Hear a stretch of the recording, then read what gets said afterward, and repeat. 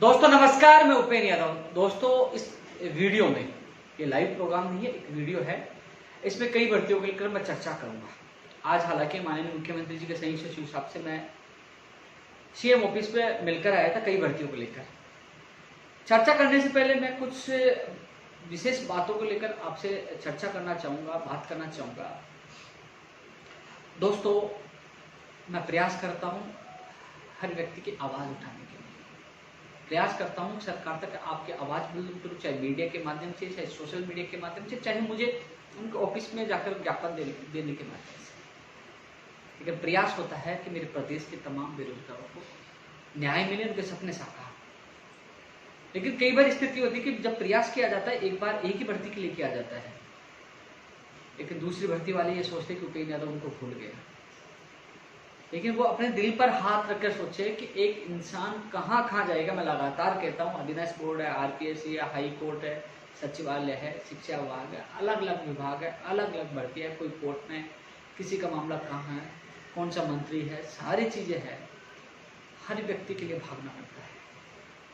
इतनी मेहनत करने के बावजूद भी कई बार बहुत कुछ सुनने को मिलता है। रात के 9:48 है। सुबह मैं घर से 11 बजे निकला था, अब घर पहुंचा हूँ। भूख भी लग रही थी, लेकिन मैंने सोचा पहले वीडियो बनाकर आपको अपडेट करूं, उसके बाद खाना। इस कोरोना महामारी के दौरान भी आपको पता है 1100 से ज्यादा केस मिल रहे इन दिनों में।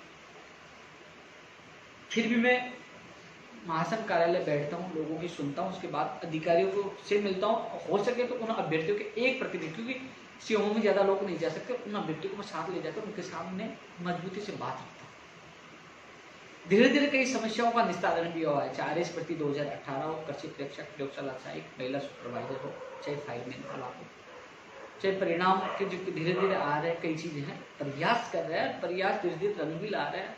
ये आप सबके सहयोग से संभव हो पा रहा है। लेकिन जब कई बार सोशल मीडिया में मैं ट्वीट करता हूं, या मैंने आजकल तो फेसबुक पे पोस्ट डालना बंद ही कर दिया, केवल मैं ट्वीट करता हूं। उपेंद्र यादव ऑफिशियल के नाम से मेरा ट्विटर अकाउंट है, 98,000 से ज़्यादा लोग उसमें हैं। उसमें मैं ट्वीट करता हूं। और फेसबुक पे क्या पोस्ट डालो, किसी भर्ती के डालूंगा, नीचे दूसरी भर्ती के हमें भूल गए, आप हमारा साथ नहीं दे रहे हो, आप राजनेता हो, आपने कांग्रेस को समर्थन दिया, आपने ये किया, आपने वो किया। यार मैंने तो समर्थन दिया, आपने वोट दिया था, आपके साथ धोखा नहीं हुआ। कई बार मैं सीएमओ में जाता हूँ, कम से कम मैं कुछ भाइयों की बात तो रखता हूँ, जिनको राहत मिल रही, वो भी अपने भाई है ना। धन्यवाद देख के 2 काम और करवाना, ये मेरी पॉलिसी है। धन्यवाद देना, जिंदाबाद बना, कोई चमचागिरी नहीं है। यदि इस पॉलिसी से धन्यवाद देख के 2 और काम करवाना, किसको फायदा होगा? सोचिए, आप लोगों का फायदा होगा। जब मैं सीएमओ में या कहीं जाने का रास्ता ही बंद कर दूंगा, विरोध करता रहूंगा, तो फिर सोचिए कहां मैं अंदर जा पाऊंगा, कहां आपकी समस्याओं को हल कर पाऊंगा। जिनकी समस्याओं का हल नहीं होता, वो सोचता है कि हमारा तो काम नहीं है। जिनकी समस्या को हल हो जाता है, वो कभी सोशल मीडिया भी ये नहीं कहता कि हमारी समस्या का हल हो गया, धन्यवाद। धन्यवाद मुझे नहीं चाहिए, लेकिन उन लोगों को जवाब तो दे सकता है जो लोग फालतू सवाल करते हैं। और जो ये समझते हैं, मैंने स्पष्ट कहा था, मैं किसी पार्टी विशेष से जुड़ा नहीं हूं। हम समर्थन जो हम उसी के साथ है, चाहे बीजेपी सरकार, चाहे कांग्रेस सरकार। हमने ये कहा था, जो काम करेंगे उनके साथ है, नहीं करेंगे विरोध करेंगे। मुख्यमंत्री जी ने अच्छा काम किया, मैंने धन्यवाद दिया। जब कभी अधिकारियों ने मांग नहीं मानी, मंत्रियों ने मांग नहीं मानी, अनशन भी बैठा, लाठी हटाई, जेल भी गया। 25 नवंबर की बात याद है। और मेरे जो आंदोलन की शुरुआत कांग्रेस में जुलाई 2013 में स्टार्ट हुई थी, उसमें कांग्रेस थी, अनशन पे बैठा था 13 दिन के लिए। कई लोग समझते हैं ना कि मैं बीजेपी के खिलाफ प्रदर्शन कर रहा था। हम आंदोलन की जो शुरुआत 2012 से हुई थी, जब मैं 13 दिन अनशन पे था उस समय, तो हमने कोई पार्टी विशेष नहीं चुना। मेरी पार्टी बेरोजगारों की पार्टी है। हम मुद्दों के लिए लड़ते हैं। जहां लगता है कि कोई मंत्री नहीं सुना, अधिकारी नहीं सुना, खिलाफ भी बोलते हैं। अनशन करना, अनशन भी करते हैं। लठ खाना, लठी पाती, जेल खाना, जेल जाना है तो जेल में जाना पड़ता है। लेकिन कई लोग पूछ रहे हैं कि मुख्यमंत्री जी का धन्यवाद क्यों दे रहे हो, आप कांग्रेसी हो क्या? उनका जवाब ये, भैया उनसे, अधिकारियों से मुझे मिलना पड़ता है, मुझे मांग रखनी पड़ती है। यदि किसी ने मेरा काम किया, धन्यवाद देना मेरा फर्ज है। हरियाणा हो, चाहे पंजाब हो, अन्य कई राज्य देख लो, साल भर तक भर्तियों की बेल लगा दी है। यहाँ कोरोना में 12,000 एलडीसी को ज्वाइनिंग दी है। 223 आरपीएससी के जो एलडीसी है 2013 के, वो आपके वो सेकंड ग्रेड वाला चल ही रहा है मामला। इसके अलावा और भी 2-3 नई भर्तियां भी आई है, धीरे धीरे चल रहा है। लेकिन अब जो राजनीतिक उठापटक के दौरान जो मंत्री, जो मुखिया ही नहीं है, मंत्री ही नहीं है, तो बात किसके सामने रखे, कौन इसकी मॉनिटरिंग करे। मुख्यमंत्री लगातार मॉनिटरिंग कर रहे थे, लगातार अधिकारी को मॉनिटरिंग, जो जिम्मेदारी मंत्रियों की थी उसकी जिम्मेदारी का निर्वहन माननीय मुख्यमंत्री जी कर रहे थे। मैंने लगातार लोगों को कमेंट आते 587 LDC के कि बोले हमें भूल गया। भैया मैंने स्पष्ट एक जवाब दे दिया था, अधिकारियों को मैं सामने 50 बार बात रख दिया, वो कह रहे हैं कि इसमें मुख्यमंत्री जी निर्णय लेंगे। जब मुख्यमंत्री से मुलाकात होगी, मुझे 587 पद याद है। मैं 25 फरवरी के साथ आपके धरने में गया था, मुझे याद है, मैंने आपको विश्वास दिलाया, मुझे याद है। लेकिन मुलाकात तो मैं मजबूती से आपकी बात रखूंगा। एनएम और जीएनएम 2013 नर्सिंग भर्ती वालों कमेंट आते हैं, कुछ ऐसे मुद्दे हैं, चाहे 587 LDC 2018 के कम के पद वाला मामला हो, चाहे जो आपका एनएम और जीएनएम भर्ती 2013 के जो 4514, 67 और 1900 पद वो हो, और चाहे पंचायत राज LDC भर्ती 10,038 पद वो हो, और चाहे जो विद्युत विभाग की जो जैन भर्ती में सिलेबस का बदलाव हो, जो अन्य राज्यों में सेंटर देने वाला बदलाव, बिना बजट के जो काम है, ये कुछ ऐसे मामले हैं जो मुख्यमंत्री जी को फैसला लेना है। और रीड 2018 में माननीय मुख्यमंत्री जी को फैसला लेना है, एक और सूची का मामला। तो वो मुख्यमंत्री से मुलाकात होगी तभी होगा। कई लोग कह रहे कि आंदोलन क्यों नहीं कर रहे।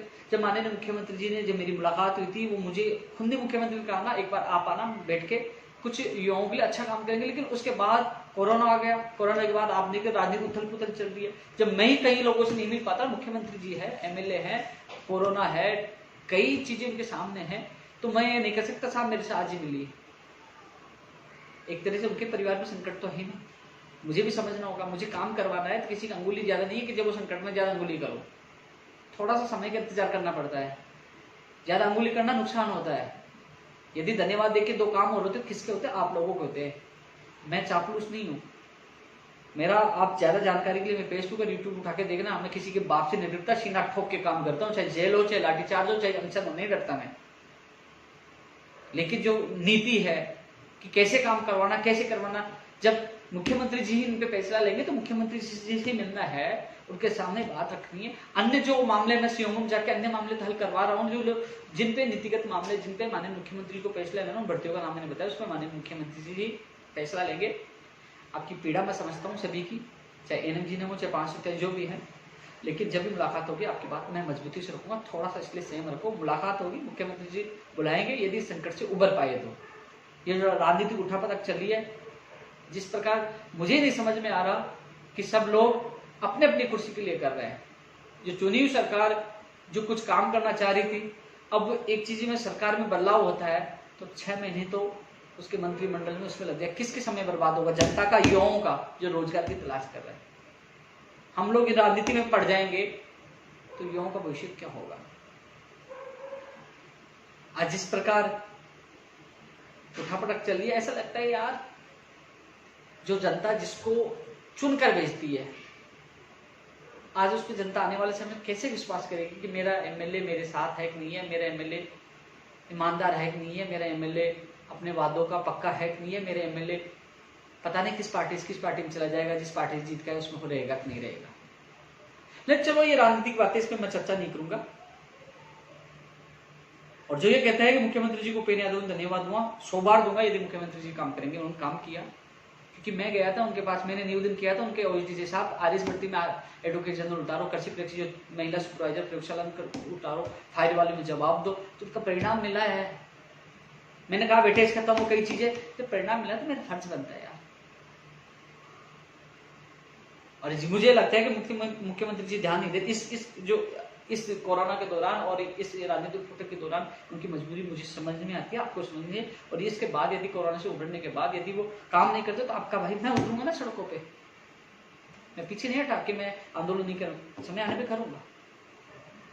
एक परिस्थितियां समझनी होगी, किसी परिवार में समस्या उत्पन्न हो सकती है, वो उनके सामने है, इसलिए समझना होगा। लेकिन राजनीतिक बातों को अपन को इग्नोर करना होगा, क्योंकि हमें केवल रोजगार से मतलब है। कोई सी भी सरकार आए, हमारा उद्देश्य समय पे रोजगार मिले, सिस्टम में सुधार। तो उन भर्तियों के लिए मैं चर्चा कर चुका हूं। अब जो इसमें कई चीजों की और चर्चा करूंगा। इसमें स्टेनोग्राफर वालों के बहुत ज्यादा फोन आ रहे थे कि बोले कि हमारे जो आवेदन प्रक्रिया कब से स्टार्ट होगी, कि आप लगातार कह रहे थे इस वीक में, इस वीक में, इस वीक में। आप लोग सोशल मीडिया पे बार बार मैसेज कर सकते हो, कॉल कर सकते हो और कुछ भी भ्रांतियाँ फैला सकते हो, लेकिन सच ये है कि जो घर से निकलता है, कोरोना में जाके मिल के आता है, बाहर सकता है, उसको पता होता है। प्रयास बेहतरीन से बेहतरीन प्रयास कर रहा हूँ। आज से 15 दिन पहले, 10 से 15 दिन पहले आपके आवेदन प्रक्रिया के आदेश हो जाते हैं, जब वो सीएमओ से जब फाइल की थी उसके बाद ही, थोड़े दिन बाद ही। लेकिन आपके अभ्यर्थियों ने जाके कहा चेयरमैन साहब आवेदन प्रक्रिया शुरू मत करवाइए। कुछ लोग कह रहे हैं आवेदन प्रक्रिया शुरू होनी चाहिए, जबकि कई लोगों की लालच है नहीं होगी तो हमें मौका मिलेगा, कम फॉर्म आएंगे। लेकिन सच यह है, चाहे अन्य जो भर्तियां थी जिनमें ईडब्ल्यूएस लागू हुआ था, एमबीसी वाला जो लागू हुआ था, अन्य भर्तियों सबके फॉर्म रिओपन हुए हैं। यदि इनका नहीं होगा तो कोर्ट स्टे दे देगा। इसी चक्कर में आप जाके पता कर लेना, जो मैं सच कह रहा हूं, इसी चक्कर में आपकी फाइल आज भी लंबित है।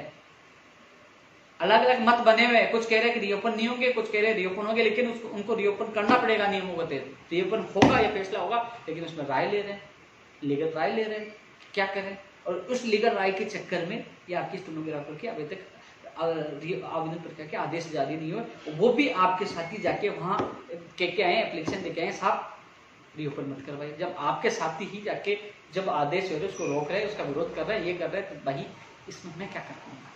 फिर भी आज आपकी बात रख के आओ कि साहब इसमें जल्द से जल्द अब आदेश करवाया जाए। तो उन्होंने कहा कि जल्द करवाया जाए, लेकिन सबसे बड़ी बात, चेयरमैन साहब शुक्रवार को ही आते हैं, और जब चेयरमैन साहब होंगे उनकी मौजूदगी में ये फैसला होना है। अब बीच में भी आ जाए, लेकिन ज्यादातर शुक्रवार को आते हैं। अब स्थिति यह है कि अब उस पर लीगल ओपिनियन लगने के बाद वो कोशिश कर रहे हैं। हालांकि मेरा मानना है कि उसमें रिओपन होंगे, 100% होंगे, करना पड़ेगा, नहीं भर्ती अटक जाएगी। हालांकि उनको राय भी यही मिली है, लेकिन अब इसको वो फाइनल करके कब जारी करते हैं। उन्होंने कहा अब मैं नहीं कहूँगा इस वीक, जो आपके अभ्यर्थी रोकने वाले, आपके अभ्यर्थी एप्लीकेशन देने वाले, वो आपकी कमी मेरी कमी नहीं, मेरा काम था आपकी सीएमओ से फाइल अप्रूव करके भिजवाना, मैंने भिजवाई। और अब भी मैंने आपकी बात रखी है, मैं सीएमओ के साहब उनको कहूँ वो जल्द से जल्द इस पर फैसला ले। सीएम सचिव साहब ने कहा कि हम लेटर लिख रहे हैं कि इस पर जल्द से जल्द फैसला ले, फॉरम रिओपन किया जाए, जल्द से जल्द इसके आदेश हो। ये बात आज मैं खुद सीएमओ में रख के आया। एएन भर्ती 2018 के परिणाम को लेकर ये भी लगातार कहते हैं टेक्निकल वालों को कहीं याद भूल गए, याद नहीं करते। यार भाई कोशिश करता हूँ, मैं आपका दर्द समझता हूँ। इसमें यही है कि रूल्स 15 का है, बदलाव हो रहा है। इसमें मुख्य जो कैबिनेट के जो मंत्री हैं उनसे अप्रूवल मिलना बाकी हो रहा है। रूल्स में जो संशोधन होना है वो कार्य हो चुका है। मंत्रियों से जो कैबिनेट है, आपको पता है क्या स्थिति, मंत्री सभी जी उनकी कैबिनेट से एक बार, क्योंकि अब आप कहोगे कि मीटिंग तो रोज हो रही है कैबिनेट की, वो कैबिनेट की मीटिंग रोज इसलिए हो रही है कि सरकार कैसे बचे, कैसे उनका घर बचे, उसके लिए हो रही है। ये नहीं हो रहा कि एन करो, इमरजेंसी साहब एन भर्ती करो। वो आप भी हो ना, आपके घर में समस्या होगी तो आप भी ये सोचोगे मेरा परिवार कैसे बचे, वो पड़ोसी की बात भूल जाएगा। तो कैबिनेट से रूल्स 15 में जो बदलाव वो अप्रूवल होना है, और उसके बाद गजट में यानी कि कार्य विभाग के द्वारा एक उनका नोटिफिकेशन जारी होगा, और उसके बाद आरपीएससी आपका परिणाम निकालेगी। तो इसमें थोड़ा समय लग रहा है। रूल्स 15 में बदलाव हो रहा है, पहले आरएस में हो गया था, आप में नहीं हुआ था, दोनों का मामला समान था, वो नियम बन चुके हैं, बदलाव हो चुका, केवल कैबिनेट की अप्रूवल और उसके बाद नोटिफिकेशन वो जारी होना कार्य विभाग से, गजट वाल जो भी है, उसके बाद आरपीएससी आगे की प्रक्रिया शुरू करें, उसके बाद परिणाम आएगा। मैं खुद लिखित में पहले देखा था, आज भी देखा था, उन्होंने कहा इतना काम हो चुका, केवल कैबिनेट में उसको अप्रूवल नहीं मिली, तो वो भी दोस्त मैं कोशिश कर रहा हूँ जल्द मिले। आप एन भर्ती 2018 मुख्य परीक्षा का परिणाम आया, मैं आपका दर्द समझता हूँ, पीड़ा समझता हूँ, लेकिन दोस्त मैं आपके लिए इतना प्रयास कर रहा हूँ और आगे भी करूँगा, इससे ज़्यादा मैं कुछ नहीं कर सकता। लेकिन आप सोचिए आपके साथ कौन है मेरा, सोचिए। ट्वीट करने से, लेटर लिखने से कुछ नहीं होता है, जाके आपकी बात रखने से होता है। मैं आपकी बात लगातार रख रहा हूँ। अब रीट 2016 उर्मिला कुमारी मामले में भी आज कल बीकानेर का अधिकारियों को सीपी साहब ने बुलाया कि एक बार सुप्रीम कोर्ट में जो याचिका लगाई वो वापस ली जाए, नहीं ली जाए। अब इसमें कल पता चलेगा, मीटिंग होगी नहीं, लेकिन उनको कहा गया है। अब इसमें एक बार फिर विचार कर रहे हैं कि याचिका ली जाए, वापस ली जाए, या हम इस केस को लड़े। एक बार पुनः विचार होगा, संबंधित उनको रिकॉल किया है, लेकिन कल तक स्थिति स्पष्ट होगी, मीटिंग है या नहीं है, कब है, संभावना कल के बता रहे, जो भी स्थिति है मैं आपको अवगत करा दूंगा। अब दोस्तों कृषि प्रेक्षक वाला का जो फाइनल परिणाम आ गया, आप लोगों को मैंने बताया था शुक्रवार को संभावना के लिए नहीं हो पाया, कुछ कारण थे, लेकिन मैंने सबको संदेश दे दिया था सोमवार को परिणाम आएगा। आज सुबह डाल दिया, आपका परिणाम आपके सामने। ज्वाइनिंग के लिए भी कल हम प्रयास करें विशेष, आपके साथी मुझसे मिल रहा है और जल्दी आपकी ज्वाइनिंग होगी और इस संबंध में अधिकारियों से बात है और कल हमारी मुलाकात होगी आपके लिए, कल 10 बजे हम मिलेंगे, तो जल्द से जल्द आपकी ज्वाइनिंग होगी। महिला सुपरवाइजर वाला, क्योंकि लैब असिस्टेंट वाला जो मामला था प्रयोगशाला साइट वाला, जो अधीनस्थ बोर्ड ने लेटर लिख दिया है उनको प्रयोगशाला साइट के लिए और लगभग उनकी तैयारी है। इस वीक के एंड तक या अगले वीक तक इनका शेड्यूल जो है ना, कैलेंडर जारी हो जाएगा। इस वीक के एंड तक या अगले वीक में, साफ कह रहा हूँ, प्रयोगशाला साइट का आपका कैलेंडर जारी हो जाएगा कि कब जिला आवंटन होगा, कब काउंसलिंग होगी, सारी चीज़ें उसमें हो जाएगी। आपका आज लेटर जा चुका है सीएमओ में। मैं वहीं बैठा था जब मैंने ट्वीट किया था, तो मैं सीएमओ में मौजूद था। आपकी हर बात मैंने मजबूती से रखी। इसके अलावा महिला सुपरवाइजर का, दोस्तों महिला सुपरवाइजर का उन्होंने ये कहा था कृषि प्रेक्षक का काम हो गया है, अब आंगनबाड़ी इसका लैब का भेज दिया, अब वो महिला सुपरवाइजर के लिए काम कर रहे हैं। इस वीक के अगले वीक तक आपके भी फाइनल परिणाम जारी हो जाएगा। इस वीक के एंड तक या अगले वीक तक भी आपका फाइनल परिणाम महिला सुपरवाइजर का हो जाएगा।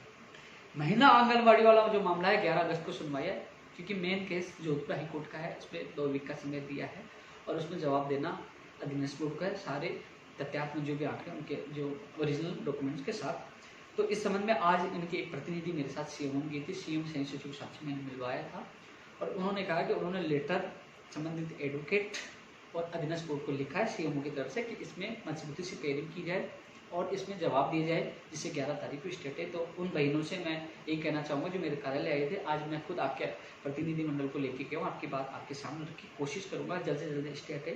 अधिकतर भर्तियों पर स्टेट किया, आपकी भर्ती है।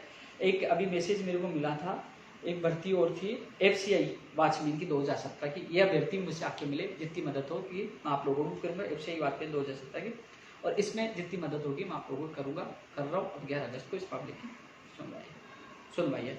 रीट 2020 को लेकर मैंने पहले भी कहा था, प्रमुखता के साथ आपका मामला सीएमओ में है। जो पैटर्न को लेकर, एग्जाम कब होगी, कौन सी संस्था करवाएगी, सारी चीज़ों को लेकर एक तरह से विभाग की पूरी तैयारी है। मुख्यमंत्री जी से सीएम साहब चर्चा, एजुकेशन मिनिस्टर चर्चा करेंगे, उसके बाद उसकी तारीख की घोषणा होगी, पैटर्न की घोषणा होगी। लेकिन आप स्थिति केवल जो राजनीतिक उठापटक हुई है, सरकार का जो मामला चला है, इसकी वजह से लेट हुआ है।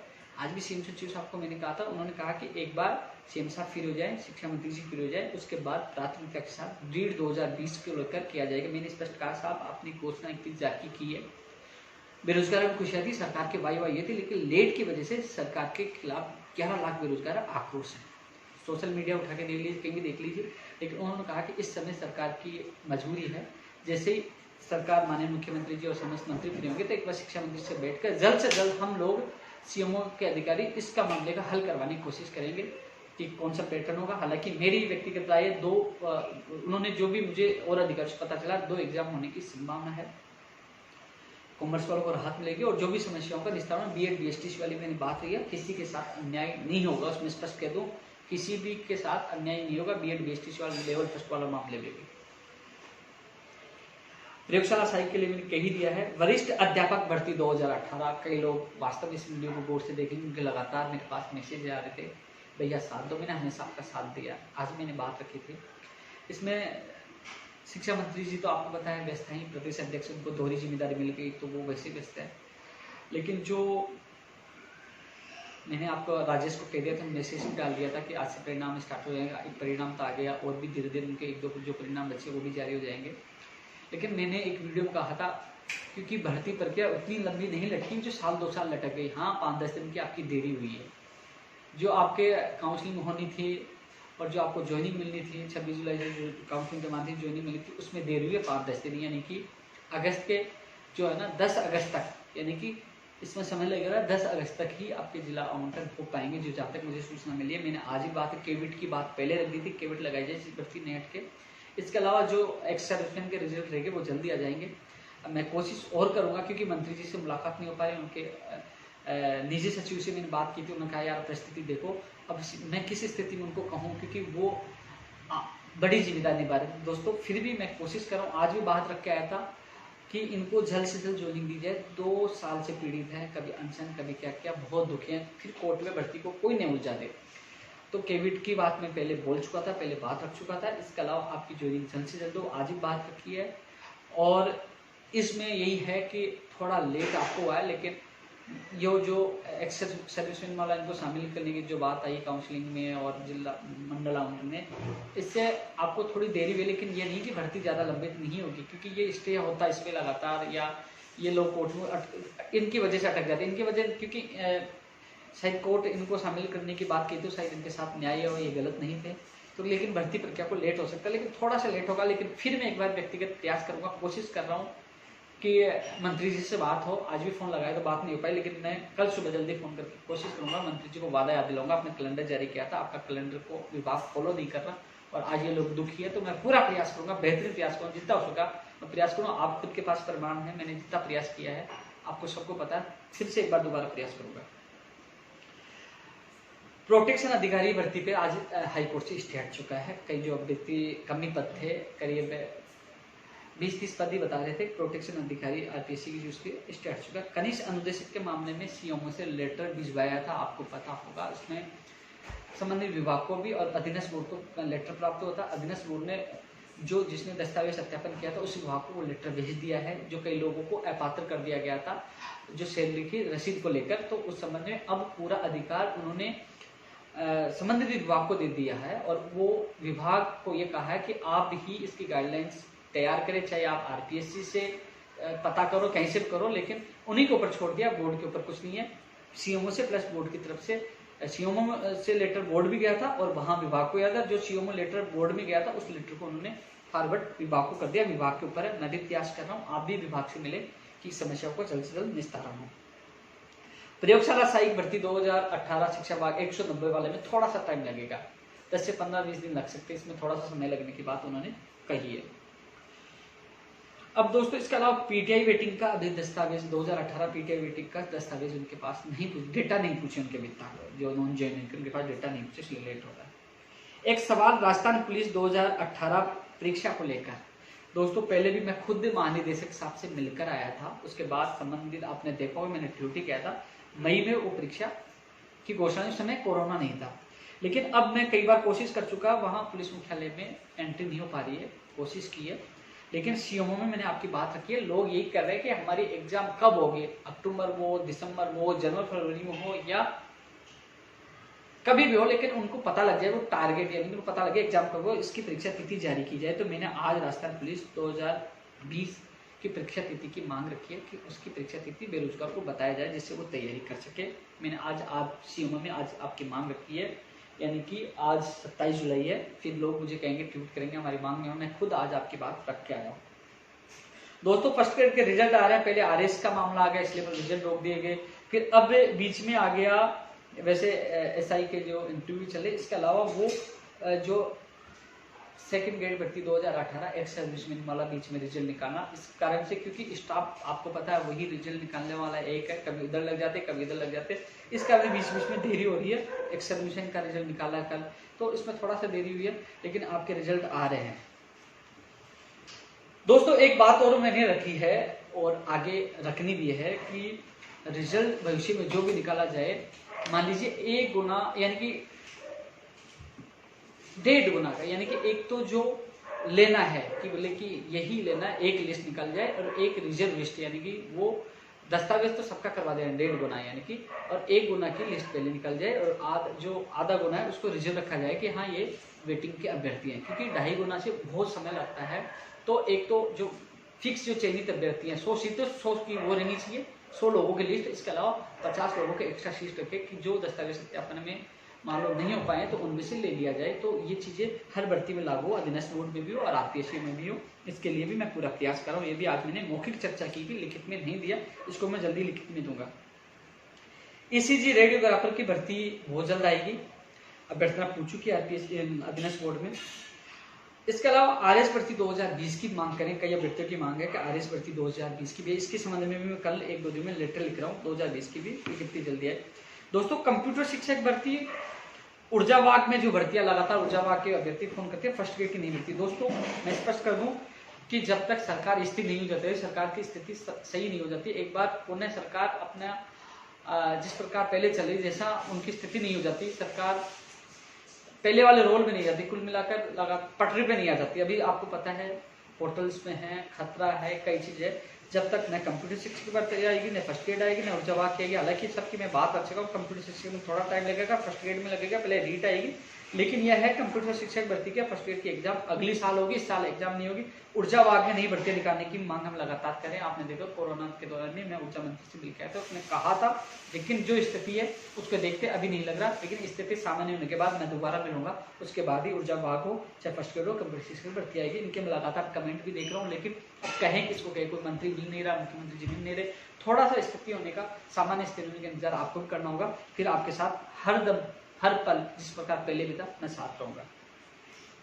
दोस्तों, पुस्तकालय पेपर लीक प्रकरण में जो दोषी संदिग्ध निराश युवकों ने आज भी फरार है और परीक्षा आ रही है, उनकी नजर है परीक्षाओं की पेपर लीक प्रकरण पे, क्योंकि आज मुझे कोई अभ्यर्थी मिला था, वो कह रहा था कि ये लोग फिर से एक्टिव हो गए, इनको पकड़ा जाना बहुत जरूरी है।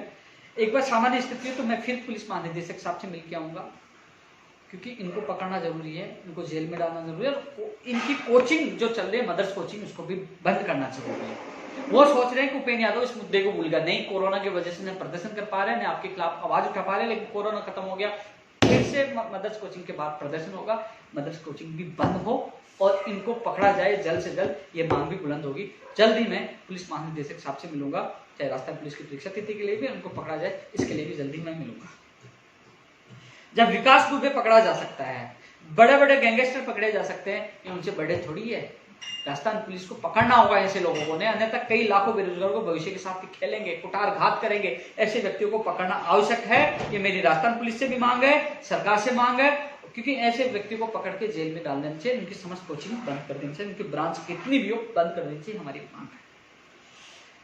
जैन भर्ती सिलेबस वाला मैंने आप लोगों को बता दिया था, सारी चीजें मैंने आपके सामने चर्चा की है। दोस्तों, जहां तक हो सकती है मैं कोशिश करता हूं हर बेरोजगार की आवाज उठाने की, फिर भी ये लगता है कि मैं आपकी आवाज उठाने में असक्षम हूं या आंदोलन नहीं कर पा रहा है, या मेरा कार्य आपके लायक नहीं है, तो आप लोग वही कुर्सी जो मैं प्रवक्ता हूं या संगठन चाहो तो रविंद्र चौधरी भी छोड़ने के लिए तैयार है, वो भी तैयारी कर रहा है नई भर्ती की, जो जैन भर्ती की आई है। जितना प्रयास मुझसे हो रहा है, जितना प्रयास उससे हो रहा है, वो लगातार कर रहा है। फिर भी यदि मुझसे अच्छा कोई कार्य कर सकता है उसका स्वागत है, लेकिन फिर भी कोरोना में आप लोगों के साथ हैं, कोशिश करते हैं हर बेरोजगारों के चेहरे पे खुशी आए, उनके सपने साकार हो। प्रयास हमारा लगातार जारी है और रहेगा जब तक बेरोजगार राजस्थान बेरोजगारी महासंघ है। अगली कड़ी में एक और वीडियो के साथ जल्द मिलेंगे, जब तक के लिए धन्यवाद। जय हिंद, जय भारत।